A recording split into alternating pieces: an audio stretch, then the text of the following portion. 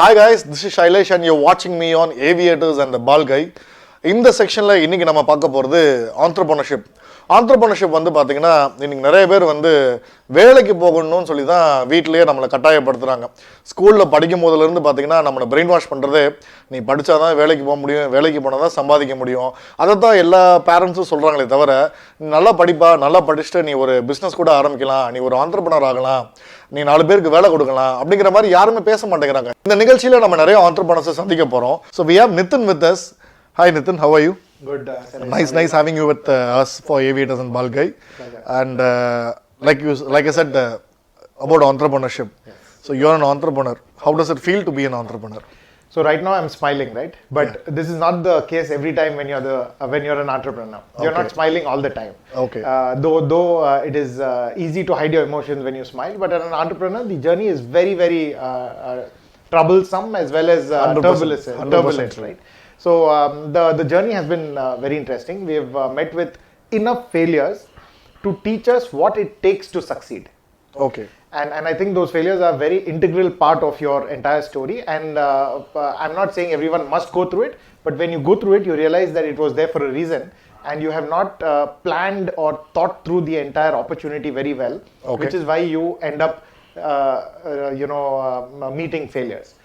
But I think it is essential to go forward and do what you're supposed to do with the idea. Yeah, that's true. But what made you, what inspired you to become an entrepreneur? Right. So I have worked for several companies, MNCs in the past.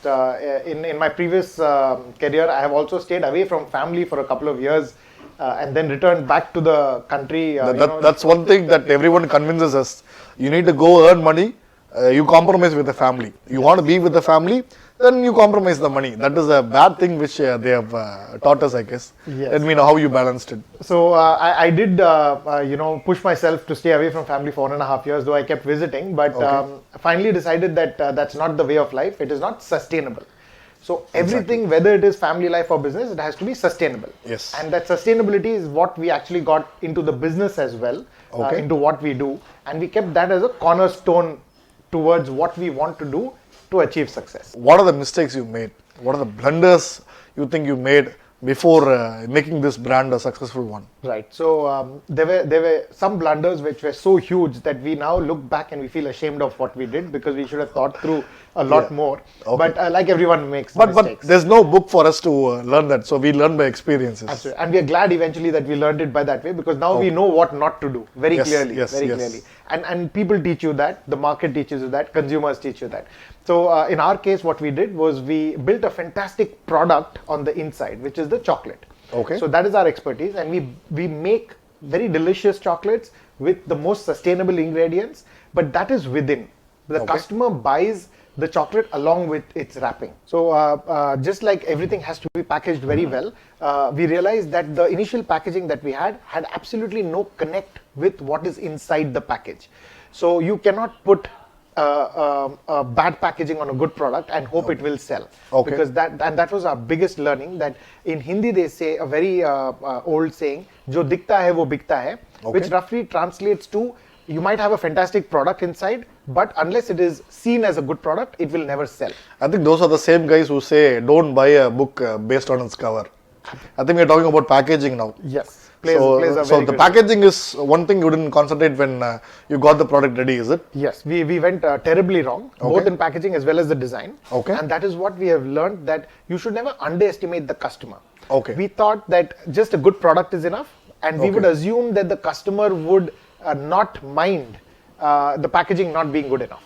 Okay. And I think that was a big mistake. We laugh at it even now. Okay. I think with this latest bunch of the set, I think I've done great research, and maybe with the mistakes what you did, you've corrected it off, and I see when I pick it up, it feels very, very light, and the design is very good, and the material I feel in my hand is very good. Right. So only after that I'm gonna take the chocolate out and taste it off. Correct. So if the chocolate also is very good, I'm definitely gonna come back to buy this product, I guess. Correct. So packaging is something from this conversation I understand, packaging and the design. Yes. How you display the product to the customer is something which you didn't concentrate initially, but now I think we've done Paka work with that, and it's come out really great. In this short and crisp interview and the conversation, I think we have told them that how, if they're getting into a product market, how packaging and the design and maybe the outlook of the entire brand, maybe a campaign or whatever it is, it is very key to them for sales. Today, in today's world, absolutely critical. You all must have had chocolates in your life. Chocolates are the best thing. I think one of man's best invention is chocolates. So be it a guy or a girl, no one's going to refuse a bite of a chocolate. And you have so many flavors coming now. You have milk chocolates, you have dark chocolates, you name it and they have it in a chocolate flavor. So there's so much competition there, and there's an Indian guy, an Indian company, who's given a little thought about the nature also. Now tell us about what the innovation of your product is. So I would call this product, for an introduction, a zero waste chocolate. Okay. Now, a zero waste chocolate, the minute I use this term, gathers a lot of attention, and that's exactly our purpose of saying it's zero waste, because nobody has associated wastage related to chocolate before ever in the world. Okay. And we thought that there is a lot of wastage that happens, just like how you use a shampoo and throw away the plastic. Zero wastage chocolates, it means whatever chocolate is remaining, you guys eat it up, or? So we do that also. Okay. But overall, because it is sold in retail outlets here in Chennai, we want to ensure that a product, when a consumer takes it home, there is no wastage created out of it. I was just kidding, actually. Yeah, okay. Absolutely. And of course, there's a lot of fun we have with chocolates for sure. Definitely. But we take the wastage part very, very seriously. Okay. Not just from our perspective, even from our consumer's perspective. Okay. But talking about how this innovation came to start with, I think one thing that drives us is being at it.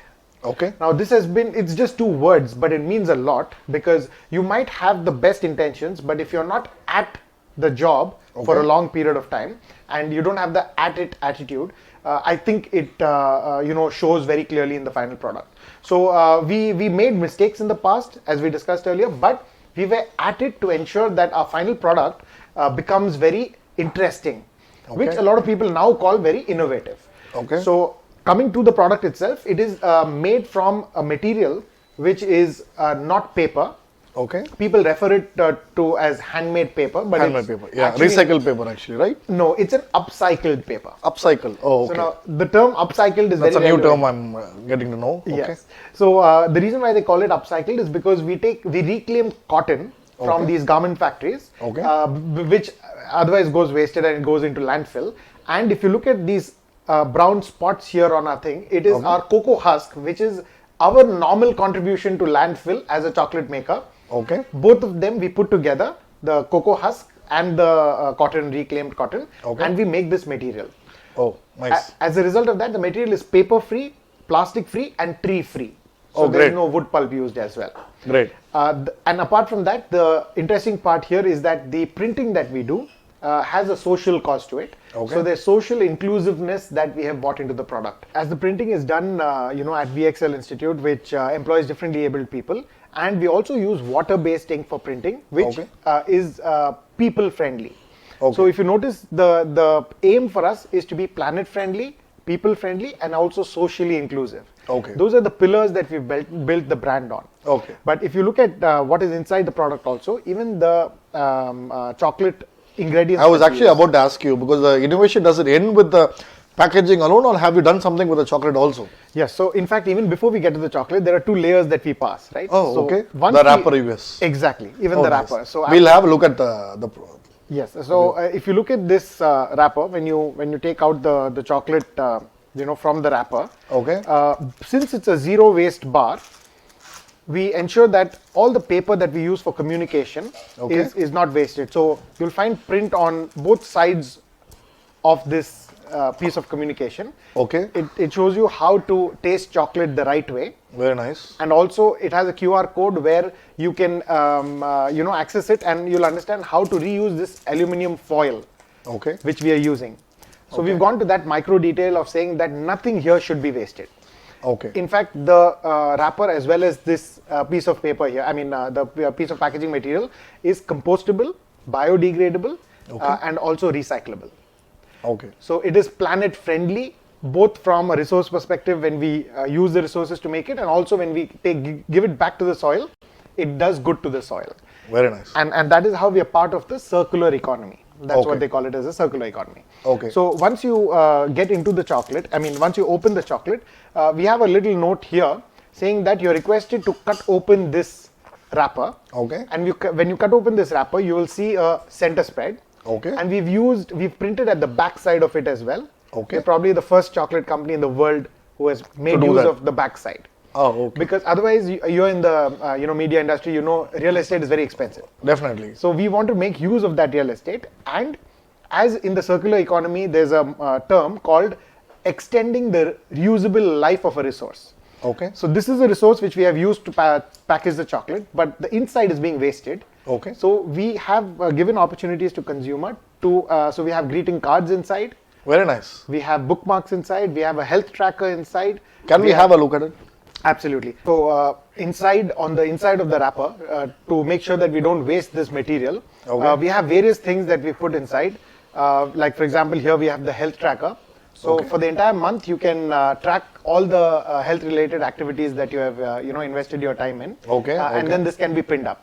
Okay. We have other things like a greeting card, like a bookmark, which makes sure that this wrapper is not thrown as soon as you consume the chocolate. So we have some plain chocolates without any flavor, because we want the flavor of the cocoa beans to be highlighted. For Okay. example, this is a 70% dark chocolate which will have no added flavor. Okay. And in any of our chocolates, whether it is rose, banana, choco coffee, there is no artificial flavor added. Okay. So the flavor is long lasting, and that speaks about the quality of the chocolate when you taste it. That's it. So this one, for instance, is a paneer rose. Oh, very nice. Right, pink rose. We also have a red rose, but paneer rose is closer to us because it's more It's more south touch. South Indian, and it smells better. Very nice.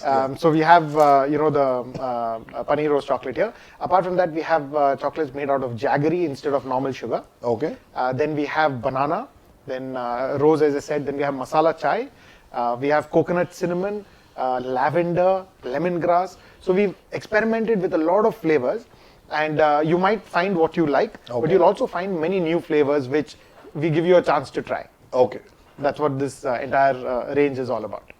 Nice to know about it, and I think you will have a great thing going on with the Chennai market. And how was response for this concept of yours? So we were pleasantly shocked when we introduced the product in the market, because we were not very sure whether the Indian consumer, especially in Chennai, the consumer would understand the concept and pick it up. Okay. But both the retailers as well as consumers have supported us really well, and we are shocked to see and note and get feedback on Instagram and so many other places that they really appreciate the work that we do.